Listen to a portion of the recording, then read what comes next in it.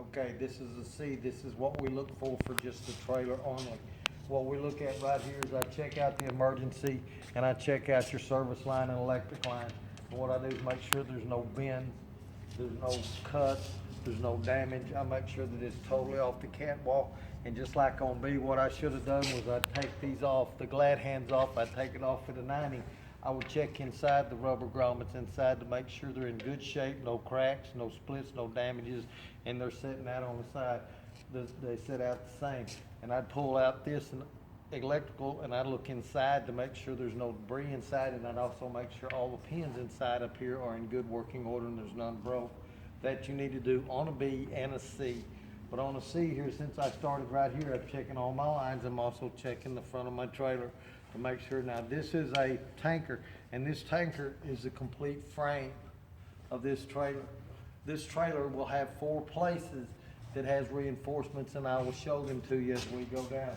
What I look at right here is I'm looking at all my airlines coming down, but right here what I'm looking at is my clearance lamps and my reflectors.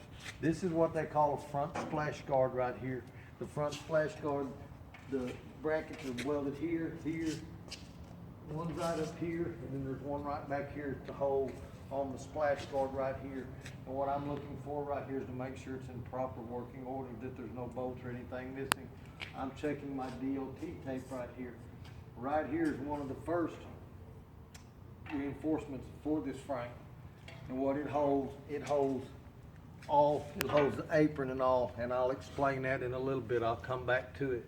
Right here as I come down, as you can see, the second spot is, you can see this here is just a turn signal and emergency signal. That's all this is. Right here is my second reinforcement on this tank frame.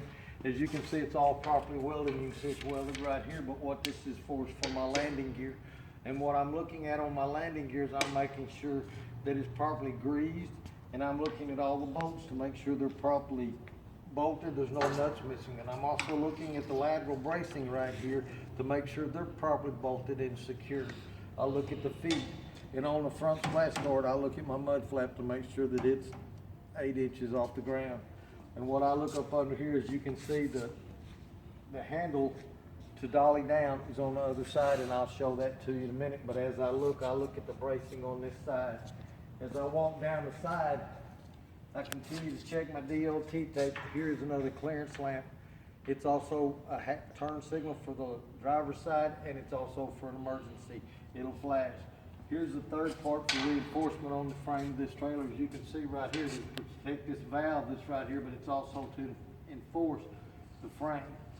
What we look at right here is the fourth part. This is the fourth reinforcement of this frame of the trailer. As you can see, it is properly welded and it's holding. And as what you can see right here is an ABS light. This ABS light is for when I'm sitting in the driver's seat, I can look down the side out of my mirror and I can see it if it comes on. What I'm looking at here also is the rear splash guard, which it has a bracket here, one under here, and one at the back that is properly welded. And what I'm up underneath here, what I'm coming up underneath here to check on on this trailer is not an air ride system. This is the leaf spring setup. This is a control arm, and this is an adjustment arm right here for when this trailer needs to be aligned. So what I'm looking at underneath here, I'm looking at the front tandem right here. And what I'm looking at is I'm looking at all of my leaf springs on this side and on this side because I can see both sides. And what I'm looking at is to make sure the U-bolts are properly secured on the leaf springs. They're properly mounted, and that all bolts and nuts are properly tightened and they're in good working order. I'm also checking to make sure there's no cracks or damages in this front tandem to be leaking anything. What I'm also checking here is I have 2 air brake chambers, and these 2 air brake chambers, they are dual setups, and as you can see, these are spring brakes. These are not disc brakes. What this is set up for, one's an emergency and one is a service. It also has an ABS system set up back here for my ABS light. Now when I'm sitting here checking, I can see that this front bracket right here is welded. There's one in the middle and there's one at the rear. And that is to hold all the leaf springs in place. That's the mounting brackets. But what I'm looking at right here on these brakes, what I'm checking underneath is I can see both sides as I'm squatted down here. I can see both sides that I'm looking at. I'm looking at the brake drums. and I'm making sure that the brake drums have no less than 1/4 inch pad. If they had less than 1/4 inch or less, then that means I need new pads or brake lining. I'm also looking at the brake drums. The brake drums, I'm making sure they're not cracked, they're not damaged, there's no hole, and there's no contaminant, no oil inside that could cause a fire. And while I'm back here looking, I'm looking at the rims on both of these tires, on both sides. And I'm looking to make sure that there is no illegal welds on these rims. And while I'm here, I'm looking at the bead of the tires on the inside on both of them, that they're properly sealed and they're properly beaded together and secured. And I'm looking at my tires to make sure there's no abrasion, bumps, cuts. I'm looking for any bubbles, and I'm looking to make sure that they're in good shape. What I do when I come out, I check the tire on this side, and I check this tire. I check both of them. They can have no less than 2/32 tread on these, and these can be recaps or retreads. What I also look right here is I'm looking in the middle. These are duals. Some have bud spaces and some have duals. These are dual rims. So what I'm looking for is to make sure there's no gap between the duals, but I'm also making sure there's nothing in between the tires, because that could cause damage or a fire. But I'm also looking at the bead on the outside of the inside tire and inside of the outside tire. I'm looking at the bead on both tires to make sure they're properly sealed and there's no abrasion, bumps, cuts, or bubbles. When I come out from underneath, I check to make sure that on the outside here that there's no abrasion, bumps, cuts, or bubbles on both sets. But I'm also looking at all my lug nuts to make sure there's no rust trails and there's no shiny metal. That means that I would have a loose lug nut, or that I would have one that is wore out to where the rusty trails would be coming through. I also check my valve stems right here. And the reason I check it on all 4 tires basically to make sure they're in good shape. These tires can have no less than 100 PSI in them. I'm also checking my wheel seal right here, as you can see, to make sure there's no grease slinging here, and that the rubber gasket in the front, the little plug is in good shape. This way it has a clear glass. I can check and make sure that the level is proper. It's in good working order. On my rear splash guard, I come on back and I check the mud flap to make sure it's in proper order. On the back, everything from this part forward is all amber.